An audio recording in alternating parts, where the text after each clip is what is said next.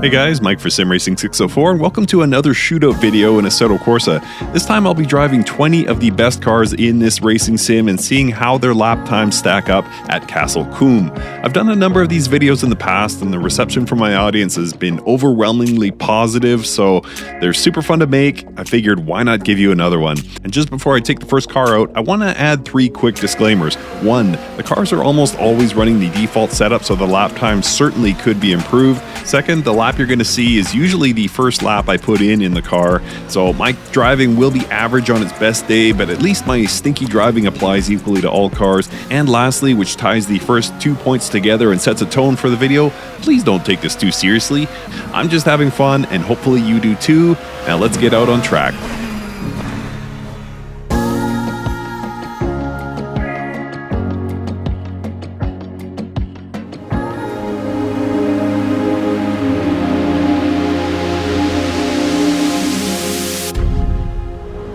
Alright, so to start things off here, we've got the Mazda MX-5. It's a fun little sports car. It's going to run you 20 grand-ish used for kind of this era of MX-5, but it ticks a lot of boxes as far as what you would look for in sort of a everyday affordable sports car. So it should be a fun lap around here. I'm expecting it to come in somewhere around the minute-and-a-half mark. This is not going to set the world alight, of course, with its performance figures, but at the same time, for kind of a car that probably you or I could hope to own in our lifetime, this is definitely solidly in that category, and so a good reference vehicle, shall we say. And handles these curbs masterfully. You can accelerate right through that chicane, whole lot of fun. I'm going to brake as late as possible here into this hairpin. It's a hairpin, but it's very wide, so you can take it with some good speed. And no chance for the upshift into 4th there. A little messy on the exit, that's alright. Not going for perfection here. Just trying to get an idea of the type of lap time I might run. So I think my prediction here of a minute-and-a-half is in fact going to bear out. Coming around the final corner here, a minute 25.216. All right, well done for the MX-5, and that is our control, not our control lap, our reference lap.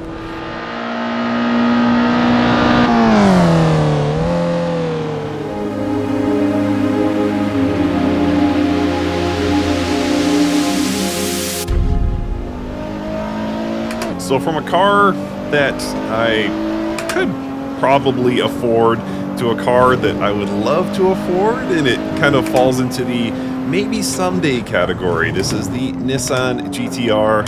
This is the Nismo edition, so far more rare than the GTRs you're likely to see on the road, but it's considered sort of the everyman supercar. You know, you're going to be under 100 grand probably if you choose to buy a GTR at some point in the future, but the performance is way above this price range. This competes with cars costing 3 times that much. It's, you know, got a lot of computers and kind of takes away from the sort of pure driving experience of a supercar, but just the same, it is blisteringly fast, and all those onboard computers that kind of, let's say, nerf the experience of driving a supercar, they do keep it planted, so you're less likely to ruin your everyday supercar. So we're on a good pace here, just over a minute past. We're going to smoke that 125. My suspicion is this will be 115-ish, maybe even less than that. Look at this thing go. All right, very solid lap from the Nissan GTR, 1 minute 12.6. How does that stack up? Let's have a look.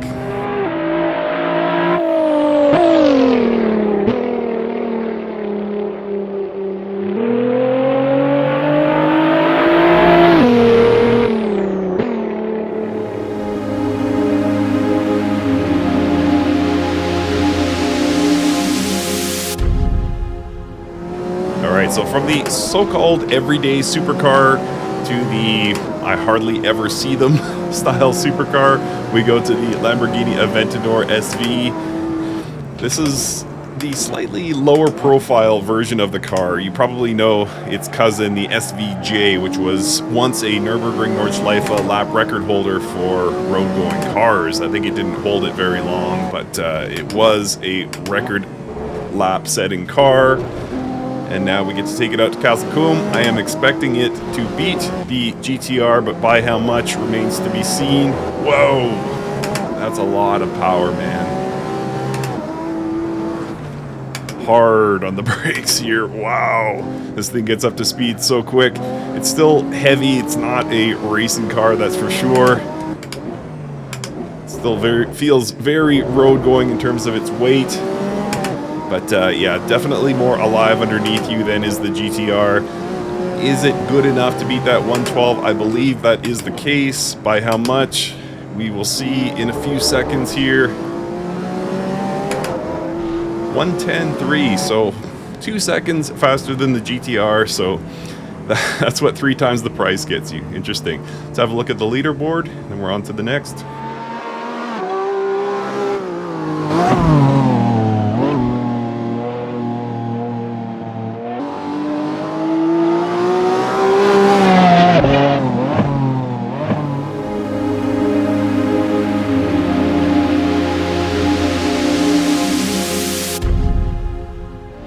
So if you want to feel old, just start thinking about the fact that this Porsche 918 Spyder is now a decade old.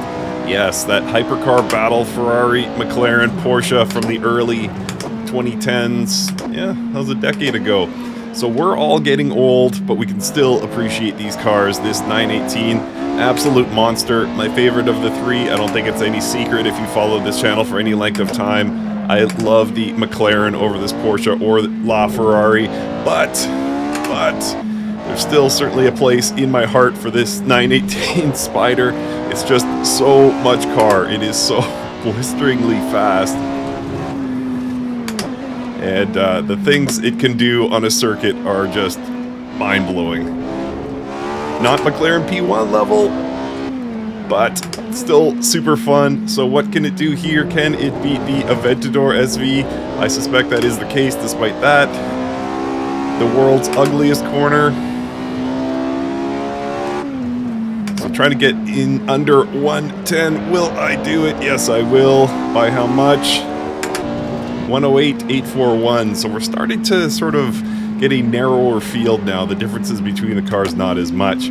But we're about to change that. We're about to step that up into cars that you could not drive on roads. Leaderboard, then the next.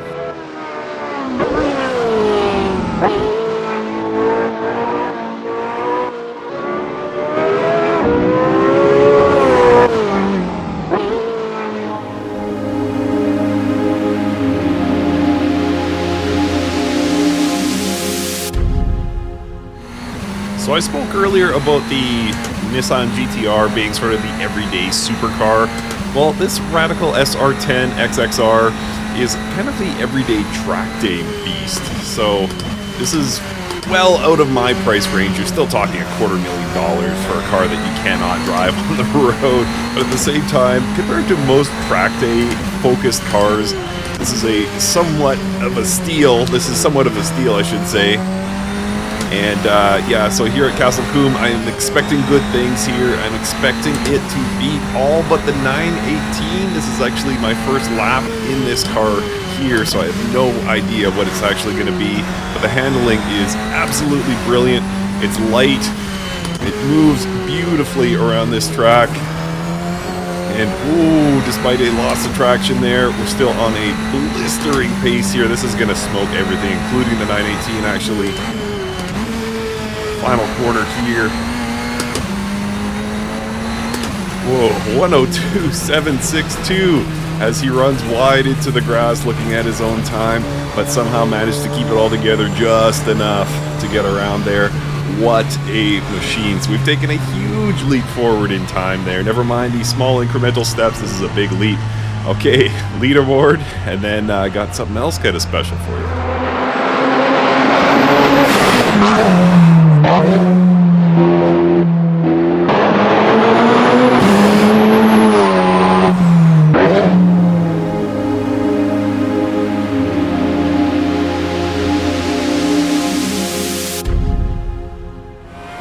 So the second track day car, this is one of my favorite all-time cars in Assetto Corsa. This is the Pagani Zonda R, absolute monster at the Nürburgring Nordschleife.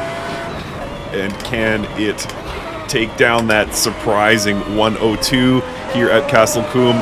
I don't think so. This thing's too heavy. I think, you know, if top speed was more of a factor, I think this Pagani takes down that Radical, but just doesn't seem possible that this could be a 102. However, I am expecting it to beat everything else we've tested so far. This should come in ahead of the 918. This car is phenomenal. Approaching automotive perfection, if you ask me. Considering the age of this car, the things it is capable of just don't seem possible. That's 6:47.5 at the Nordschleife. What a time that was. All right, one corner to go here. So 102 is gone, but we still got a 105, 112. Oh my gosh, what a lap. Still one of my favorites. Love it. Leaderboard.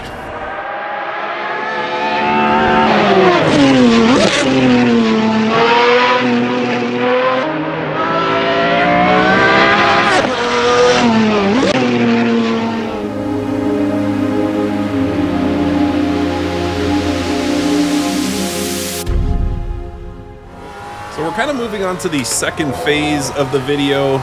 This is true race cars now. So this is the Maserati GT4, and where this will land versus all the cars we've tested so far, I honestly have no idea.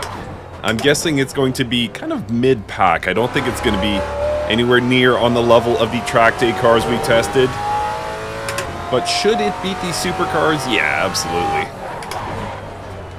So we will see if I am right about that. The Maserati, kind of the more unruly, they're the most unruly GT4 car we have. But if you get a lap hooked up, it can feel very, very good. And of course that noise, that sort of, I've heard it described as like a chainsaw underneath the hood. Yeah, powering this car. Very distinct sound, very fun car to drive. But again, I just don't know where it's going to stack up versus the field here. So we've rounded the final, or rounded into the final sector here. Just the final corner here. Can I navigate it successfully? Yep, should have been one gear down, but that's all right. A 110.8. Okay, so not too impressive from the GT4. But anyway, have a look at the leaderboard, and then more fun in store.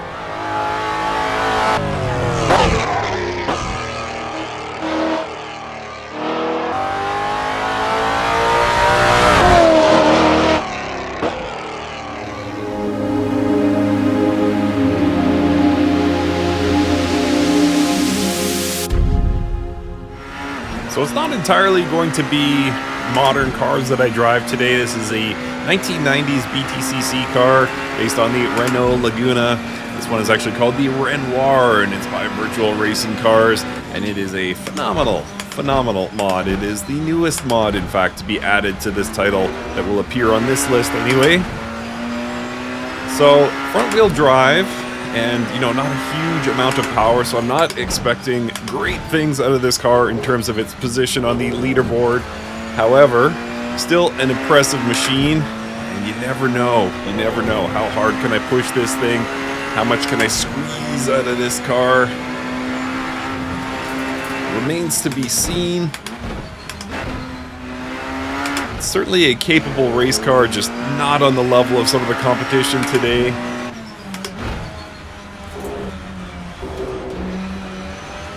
Maybe should have been in second gear there.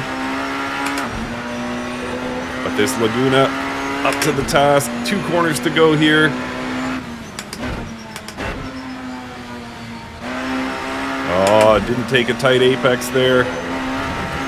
1 minute 12.344. So again, not huge performance out of this 90s BTCC, but considering it's, you know, 30 years old, what do you really expect? Let's go slightly newer. Let's jump ahead about 10 years.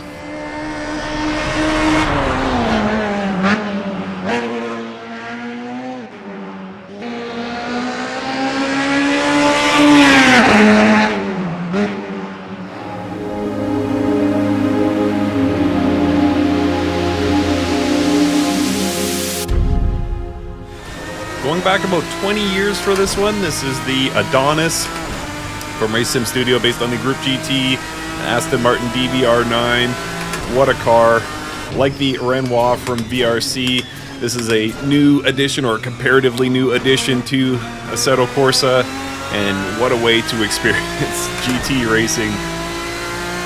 Yes, a truly fantastic car. Big screaming V12 behind you.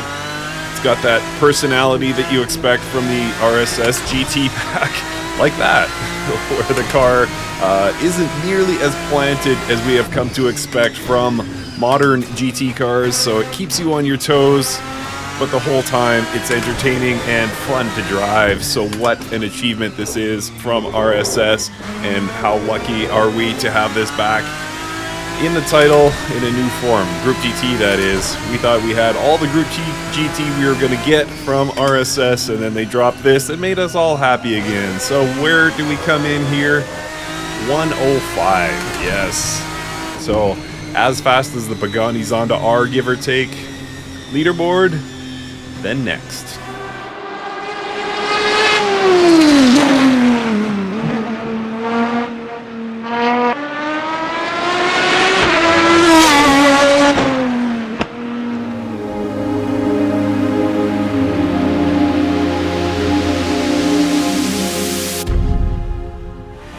And so we now move from one piece of Race Sim Studio genius to the next. This is the Lanzo Evo 2. It's a GT3 class car, and it was actually the inspiration for this video. I drove this here, test driving the wheel I have in my hands right now, and just wanted to test out that wheel, so I came here to Castle Combe in this car and had such a blast that I figured, you know what, I gotta do more content on this. This is too good to just pass up. That can't be the end of my time at Castle Combe in Assetto Corsa, so yeah, I made this video, and I love this car. Is it as fun to drive as the Mercer from Race Sim Studio? No, in my opinion, I prefer the Mercer, but still, this is an achievement. The sounds, the feel, the 3D model, everything about this car, brilliant. But will the time be brilliant? We've already passed 50 seconds. I'm guessing this is going to be in the 102, 103 range.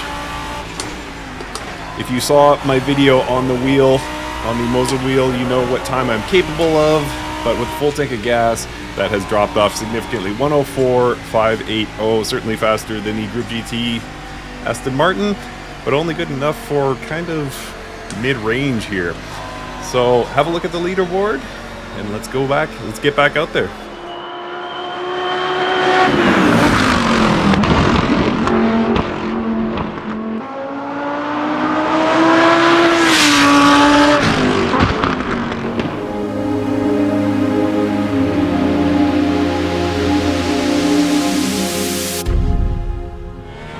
On now to GTE, and I have to admit, I got a little sad a second ago. I was thinking, okay, we're sticking with the theme of modern GT, and then I'm like, GTE is now legacy. How sad is that? There's so many great GTE cars, hard to imagine endurance without it. I mean, a lot of us are old enough to remember endurance before there was GTE, but at the same time, it just feels like it's been so much a part of the World Endurance Championship for so long. I will miss it dearly, and I will certainly miss this Porsche. What a car, what a sound. And yeah, so is this going to beat the GT3? I suspect so. We're flying along here. I think it'll be probably a second or two faster than that Lanzo was. Part of the reason is the Lanzo takes a couple laps to get the tires fully up to temperature. Not so with this Porsche. So where are we? Oh, right there with the, well, actually about a half second faster than the Lanzo. So pretty good when you consider GT3, when you compare GT3 to GTE. So that was fun. Leaderboard look, and then we will roll on. We're more than halfway through now.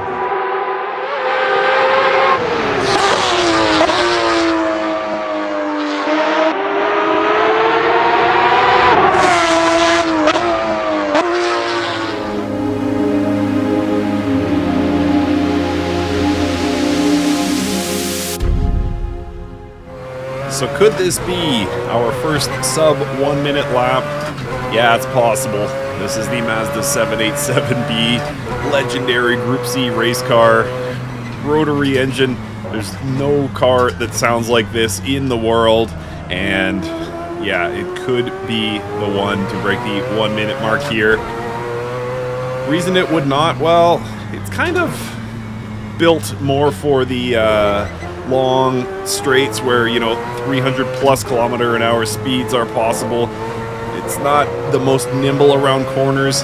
However, I am expecting great things from this car here, and we will know soon enough if we are on that sub 1 minute pace. Woo!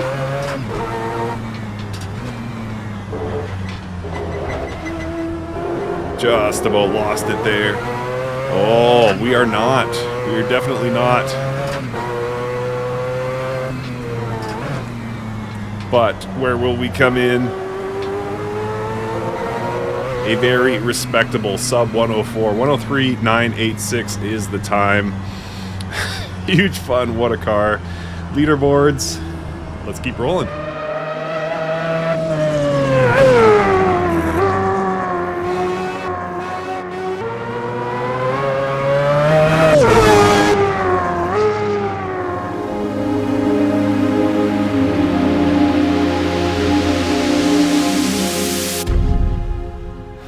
So we've been sitting on a leader for quite some time now, waiting for something to unseat it, and I'm quite confident this is the car. This R390 GT1, one of my favorite cars of all time. I love this thing.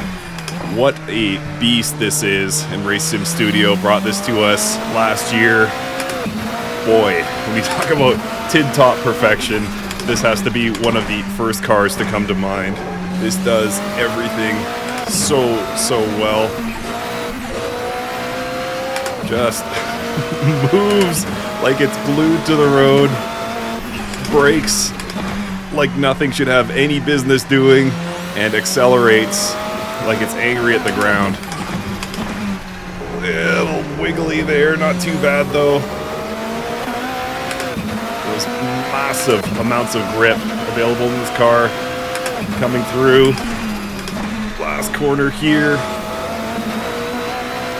Did this do it? Yep, I knew it. 1 minute, 0.710. Furious machine. Glorious. Excellent. New leader.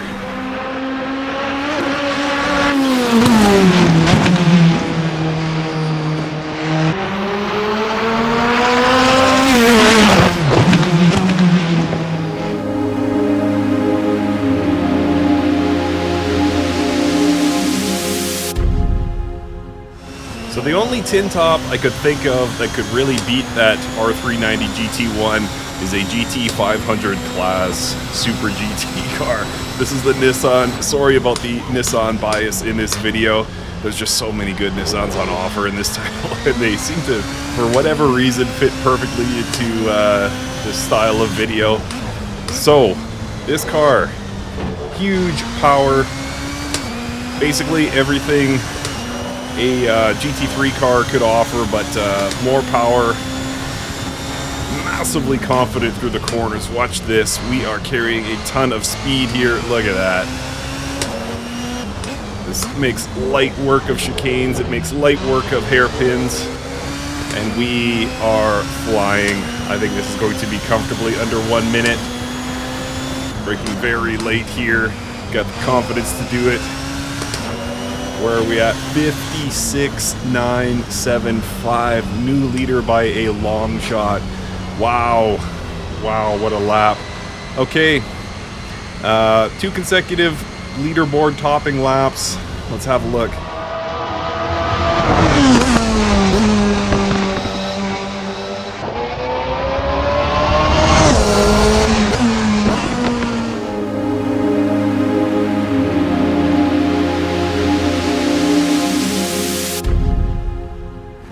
So yes, that Super GT car was incredibly impressive with its lap time, but this is a Le Mans winning car.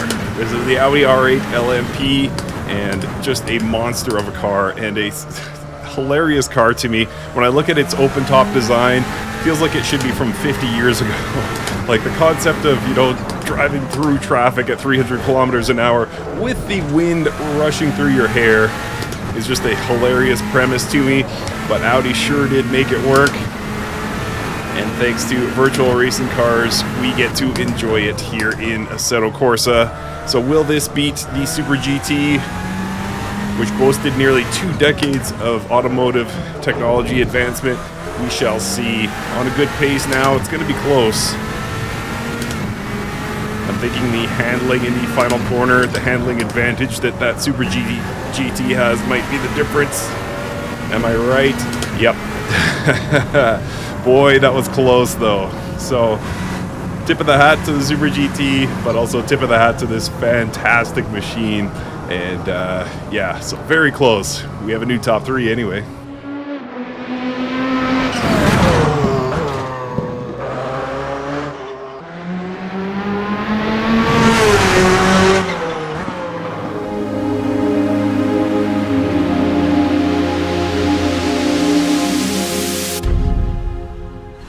So that Le Mans winner didn't get it done, but I think I know one that will. This is the Toyota TS050, as imagined by virtual racing cars. And oh man, what a machine. So this is the current holder of the lap record at Le Mans. Kobayashi, this car just dominated for years. It seemed almost a foregone conclusion that this car, TS050, was going to take home the trophy at Le Mans. And that bared out for a long time. And now we have this excellent recreation of this car here in Assetto Corsa. And the things this car is capable of on the track just seems to defy physics. Phenomenal machine. We are putting in a smoking lap despite this being my first time taking it out and missing an apex there. There we go. A new leader by 5 seconds. All right, as you can tell, we're getting into the sharp end of the field now. These times are going to start falling, and boy, do I have a treat next.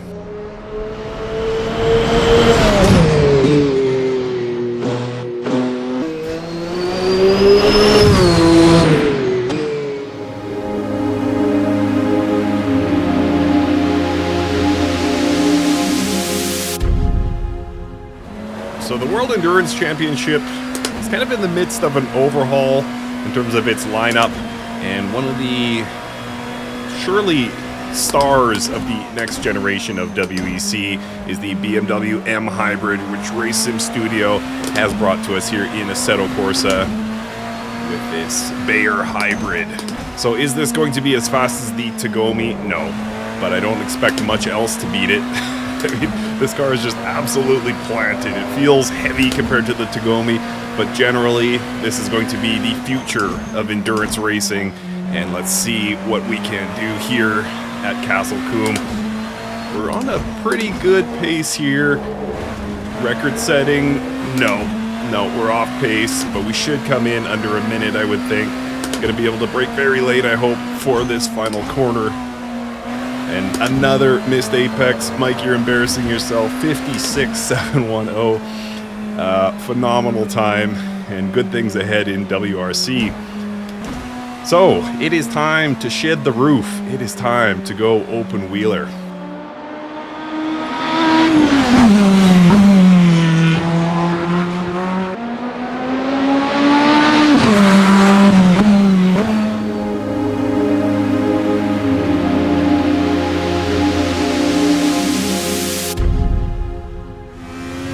Our open wheelers, we have a modern IndyCar. This one by Virtual Racing Cars yet again.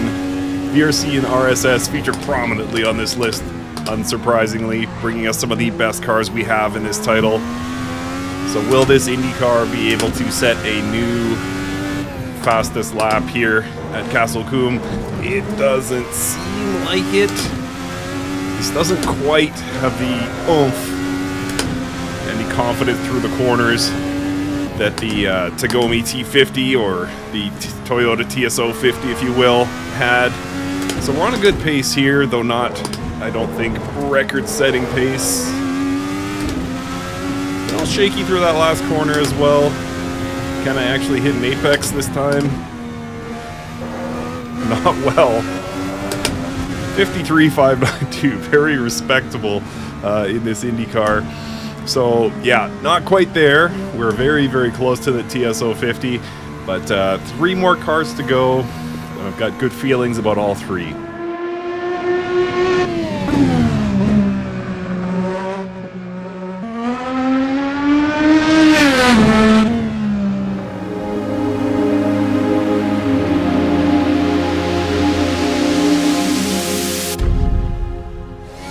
So, like all roads lead to Rome, all car shootouts eventually lead to Formula 1.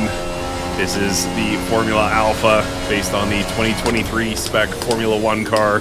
So will this top the leaderboard? Almost certainly. A little shaky there through that corner, but I'm still confident that no matter what I do here, this will end up at or near the top. I am confident that we can smoke that 52-second mark set by the TSO 50. Already on a good pace here. And honestly, with practice, with a little more confidence, with even slight tweaks to the setup, this could decimate that TSO 50, I have no doubt. Just comically fast here. 1 corner to go. Alright. We got sub 50. Wow, so that was a full 3 seconds, and this is my first ever lap driving it.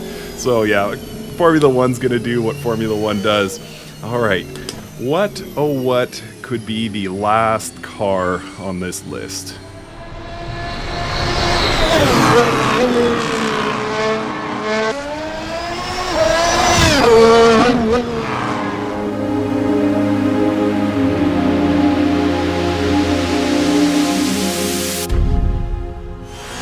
Yeah, you know I had to do it. Porsche 919 Hybrid Evo. This was basically the team at Porsche saying, you know what, if we didn't have to play by these silly LMP rules and conform and compete with other cars, if we were just left to our own devices, this is what we would be capable of.